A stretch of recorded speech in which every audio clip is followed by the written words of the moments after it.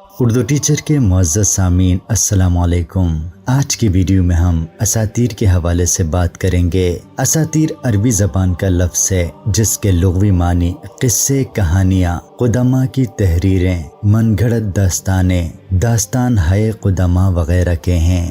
ادبی اصطلاح میں اساطیر سے مراد مختلف رسموں، مذہبی شاعر و اتوار، تکوین کائنات اور مختلف نوع مظاہر فطرت سے وابستہ ماورائی طاقتوں، دیویوں اور دیوتاؤں وغیرہ کی سرگرمیوں کی داستانیں ہیں۔ انہیں دیومالا بھی کہا جاتا ہے۔ ہر قوم کی اپنی اساطیر ہیں جو نسل در نسل اور سینہ بسینہ منتقل ہوتی رہتی ہیں اور انہیں عقائد کی حد تک عزیز سمجھا جاتا ہے۔ قدیم افسانوی قصوں اور دیوی دیوتاؤں سے متعلق آثار کو اساطیر دیومالا یا علم الاسنام کہتے ہیں۔ اس زمن میں یونانی، مصری اور ہندی دیومالا کو بہت اہمیت حاصل ہے۔ انسانی ذات میں شاعری کی دیومالا کا سر چشمہ بھی اولین قوت تخیل یا قصہ ساز فکر ہی ہے۔ آج کا شاعر بھی مظاہر فطرت سے اسی طرح ہم کلام ہوتا ہے اور ان پر